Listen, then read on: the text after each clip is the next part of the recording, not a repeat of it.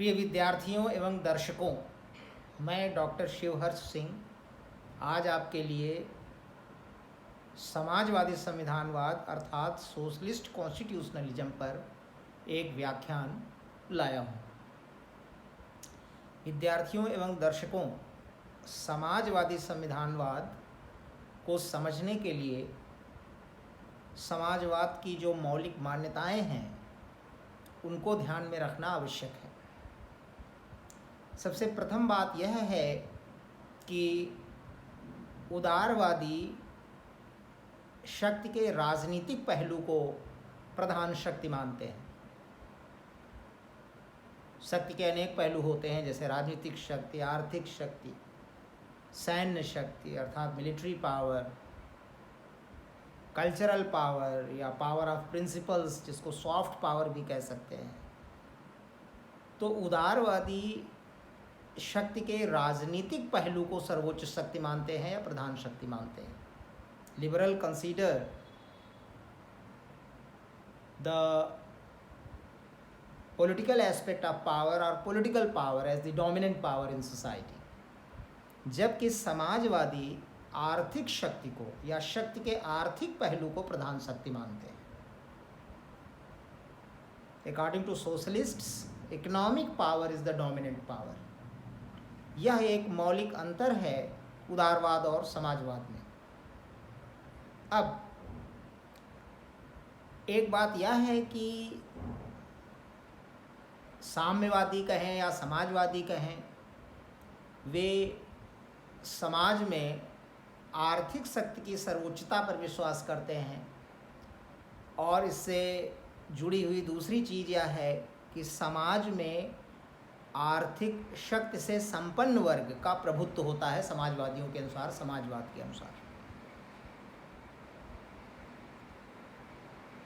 जो धनिक वर्ग है, जो हैव्स हैं, अंग्रेजी में जिनको हैव्स कहते हैं, उन्हीं का प्रभुत्व होता है समाज में, समाजवाद के अनुसार।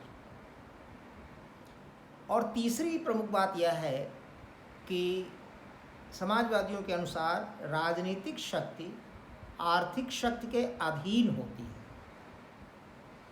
या इसी बात को दूसरे ढंग से कहें तो जो आर्थिक शक्ति से संपन्न वर्ग होता है उसी के नियंत्रण में होता है राज्य और शासन। सरकार आर्थिक शक्ति से संपन्न वर्ग या जो प्रभुत्वशाली वर्ग है, धनिक वर्ग है, इसी के हाथों की कठपुतली होती है, जो कि गरीब वर्ग से धनिक वर्ग की रक्षा का ही कार्य करती है। समाजवादी यह कहते हैं कि जो शासन है, सरकार है या राज्य है, वह सदैव धनिक वर्ग या आर्थिक दृष्टि से संपन्न वर्ग, जो कि प्रभुत्वशाली वर्ग होता है समाज में, इसी के नियंत्रण में होती है सरकार, राज्य और शासन व्यवस्था। और शासन व्यवस्था सदैव गरीब वर्ग से धनिक वर्ग की रक्षा का कार्य करती है। तो विद्यार्थियों एवं दर्शकों, समाजवादियों के अनुसार चूंकि आर्थिक शक्ति ही सबसे सर्वोच्च शक्ति होती है और समाज में जो आर्थिक शक्ति से संपन्न वर्ग होता है, समाज में उसी का प्रभुत्व होता है, और यह आर्थिक शक्ति से संपन्न वर्ग, प्रभुत्वशाली वर्ग, धनिक वर्ग, यह वर्ग समाज के गरीब वर्ग का या गरीब वर्गों का, निर्धन वर्गों का शोषण करता है। इस शोषण का सबसे बड़ा कारण आर्थिक शक्ति की असमानता है। जिस वर्ग के हाथ में आर्थिक शक्ति होती है वही धनिक वर्ग, प्रभुत्वशाली वर्ग होता है, और यह वर्ग समाज के गरीब वर्गों का शोषण करता है।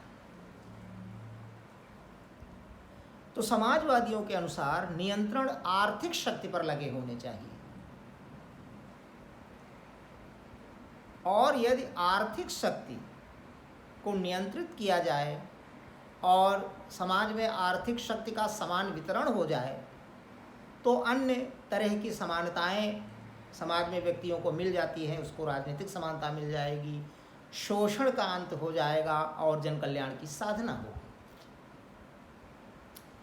तो विद्यार्थियों एवं दर्शकों, जिस प्रकार से उदारवादी संविधानवाद के दो प्रमुख आधार हैं, अर्थात दार्शनिक आधार और संस्थात्मक आधार, philosophical foundations and institutional foundations, जो दार्शनिक आधार हैं उन्हें ही साध्य कहा जाता है, संविधानवाद के साध्य, और जो संस्थात्मक आधार हैं वही इन साध्यों को प्राप्त करने के साधन होते हैं। इसी प्रकार समाजवादी संविधानवाद या समाजवादी लोकतंत्रों में जो संविधानवाद की अवधारणा है उसके भी दो आधार हैं, दार्शनिक आधार और संस्थात्मक आधार। विद्यार्थियों एवं दर्शकों, समाजवादी संविधानवाद के अनुसार एक ही दार्शनिक आधार समाजवादी संविधानवाद का है और वह है आर्थिक समानता,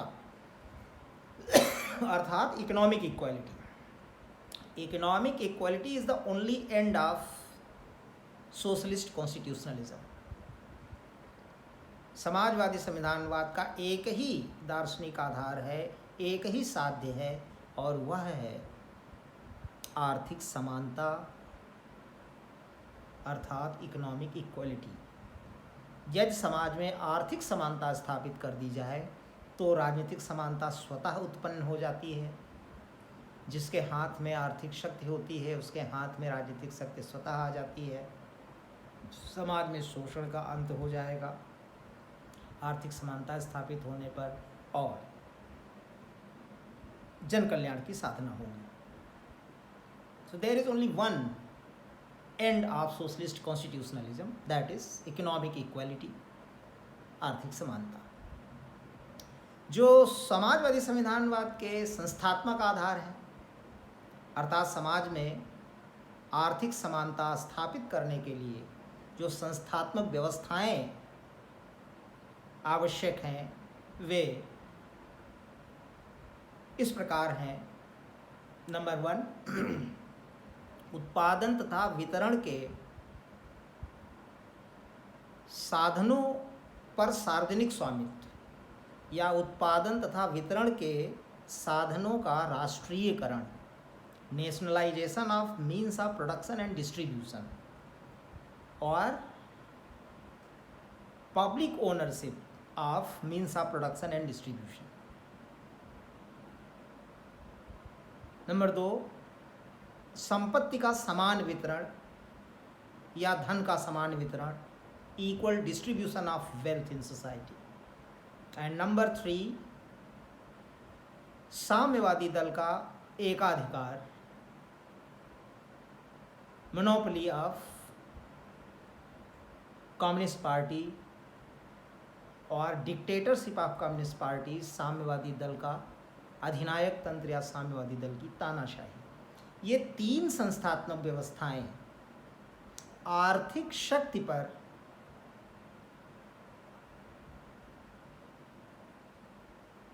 प्रतिबंधों का कार्य करती हैं, और आर्थिक शक्ति पर प्रतिबंध लगाया जाना ही समाजवादी संविधानवाद का प्रमुख लक्ष्य है।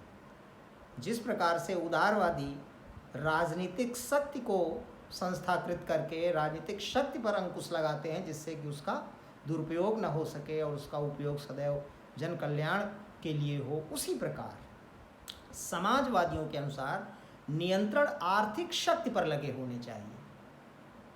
आर्थिक शक्ति पर लगे नियंत्रण राजनीतिक शक्ति को स्वतः ही नियंत्रित कर देते हैं। तो समाजवादियों का प्रमुख उद्देश्य है आर्थिक शक्ति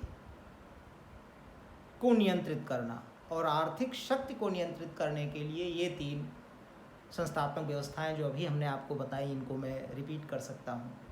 nationalisation of means of production and distribution, number 2, equal distribution of wealth और property in society, number 3, dictatorship of communist party. विद्यार्थियों एवं दर्शकों, उत्पादन तथा वितरण के साधनों के सार्वजनिक स्वामित्व का तात्पर्य है कि देश में जितने उत्पादन के साधन हैं और जो वितरण के साधन हैं ये सब सरकारी नियंत्रण में हो, इन पर शासन का, सरकार का या राज्य का अधिकार हो, राज्य का आधिपत्य हो, शासन का आधिपत्य हो। अर्थात उत्पादन तथा वितरण के साधनों पर सार्वजनिक स्वामित्व हो, ये व्यक्तिगत हाथों में न हो, जैसा कि पूंजीवाद में होता है। विद्यार्थियों एवं दर्शकों, उत्पादन के दो ही प्रमुख साधन हैं, कृषि एवं उद्योग, एग्रीकल्चर एंड इंडस्ट्री। कृषि कच्चे माल का उत्पादन करती है और फिर इस कच्चे माल का उपयोग करके इंडस्ट्री या उद्योग धंधे पक्के माल का या फिनिश्ड गुड्स का उत्पादन करते हैं।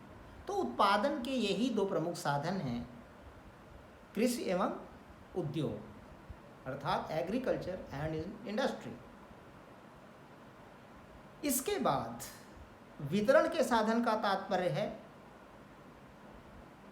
Means of marketing. मार्केटिंग के माध्यम से ही, विपणन के माध्यम से ही, बाजार व्यवस्था के माध्यम से ही कृषि के कच्चे माल का और उद्योग धंधों द्वारा उत्पादित पक्के माल का वितरण देश और दुनिया में होता है। सरल अर्थों में यही दोनों चीज़ें मिलकर किसी देश की, किसी समाज की अर्थव्यवस्था का निर्माण करती हैं।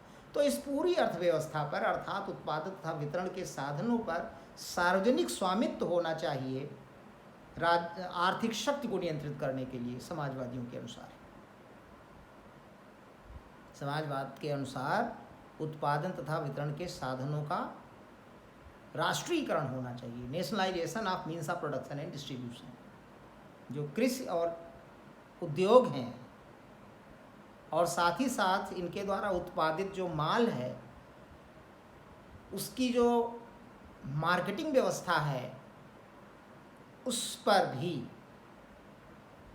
पूरे राष्ट्र का नियंत्रण होना चाहिए, पूरे समाज का नियंत्रण होना चाहिए। ये दोनों ही सार्वजनिक स्वामित्व के अधीन होने चाहिए।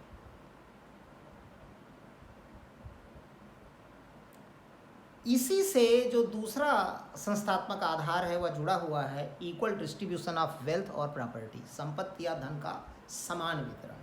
विद्यार्थियों एवं दर्शकों, यहाँ पर यह बता देना, आपको स्पष्ट कर देना अनिवार्य है कि समाज में धन के समान वितरण का तात्पर्य यह नहीं है कि समाजवादी जो कैपिटलिस्ट हैं या जिनके हाथ में धन है, जो धन पर व्यक्तिगत स्वामित्व रखते हैं, इनसे धन छीन कर समाज के सभी लोगों में बराबर बराबर बांट दिया जाएगा, ये तात्पर्य नहीं है। जब उत्पादन तथा वितरण के साधनों पर सार्वजनिक स्वामित्व स्थापित हो जाएगा, पब्लिक ओनरशिप इस्टेब्लिश हो जाएगी, अर्थात पूरे शासन का, पूरे राज्य का नियंत्रण हो जाएगा, राष्ट्र का नियंत्रण हो जाएगा, तो स्वतः ही इस धन पर पूरे राष्ट्र के, समाज के हर एक व्यक्ति का समान अधिकार हो जाएगा या इस धन का समान लाभ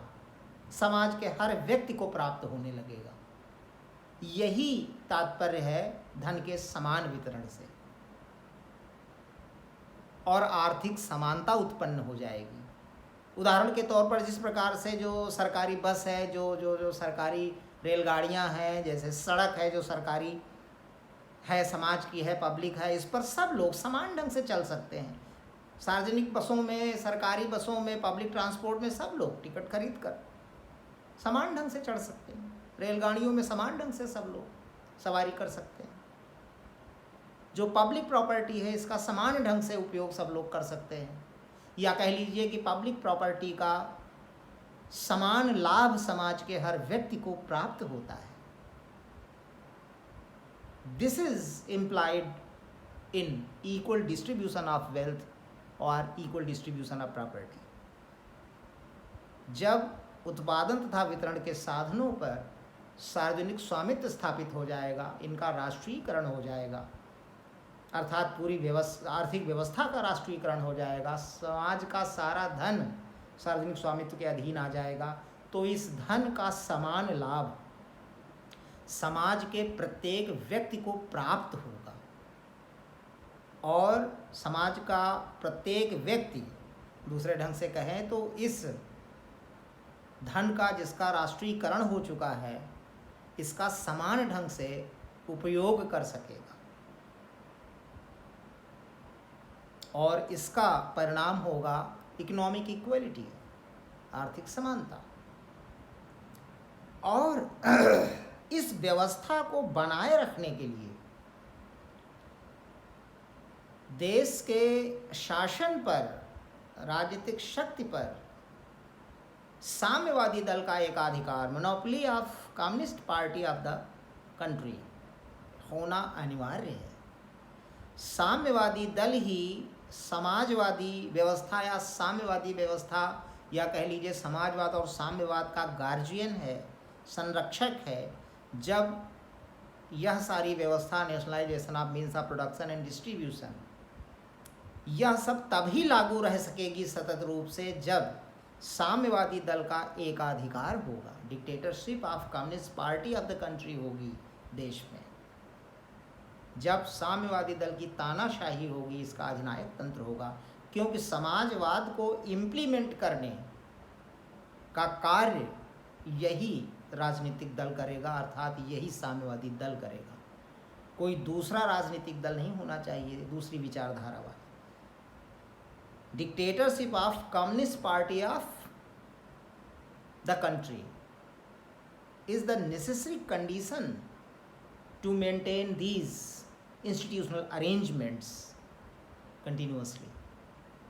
तो इन्हीं तीन संस्थात्मक व्यवस्थाओं के आधार पर आर्थिक शक्ति पर प्रभावी नियंत्रण स्थापित किया जाता है और समाजवादी साध्य अर्थात आर्थिक समानता या इकोनॉमिक इक्वलिटी की उपलब्धि की जाती है। समाजवादी संविधानवाद का एक ही साध्य है, आर्थिक समानता या इकोनॉमिक इक्वलिटी, जो कि इन्हीं तीन संस्थात्मक व्यवस्थाओं अर्थात nationalisation of means of production and distribution, equal distribution of wealth and dictatorship of communist party, इन्हीं तीन संस्थात्मक व्यवस्थाओं के माध्यम से प्राप्त किया जाता है। यह जो साध्य है, अकेला साध्य समाजवादी संविधानवाद का, आर्थिक समानता, इकोनॉमिक इक्वालिटी, वह इन्हीं तीन संस्थात्मक व्यवस्थाओं या साधनों के माध्यम से प्राप्त किया जाता है। इतनी ही अवधारणा है समाजवादी संविधानवाद की। जब देश में जो अर्थव्यवस्था है, जो उत्पादन एवं वितरण के साधन हैं, उन पर सार्वजनिक स्वामित्व होगा, इसके माध्यम से इक्वल डिस्ट्रीब्यूशन ऑफ वेल्थ प्राप्त होगा और इस व्यवस्था को बनाए रखने के लिए इसका सुपरविज़न, इसका अधीक्षण communist party of the country करेगी, देश का साम्यवादी दल करेगा, उसका एकाधिकार होना चाहिए। तब जो समाजवादी संविधानवाद का अकेला साध्य इकोनॉमिक इक्वलिटी या आर्थिक समानता है वह प्राप्त होगा। तो विद्यार्थियों एवं दर्शकों, this is all about socialist constitutionalism. इस वीडियो को आप सब्सक्राइब करना ना भूलें, इस चैनल को आप सब्सक्राइब करना ना भूलें, तभी आपको भविष्य में बनने वाले वीडियोस स्वतः प्राप्त होते रहेंगे, इनका नोटिफिकेशन आपको आता रहेगा। और इस वीडियो को आप फेसबुक पर भी देख सकते हैं। धन्यवाद।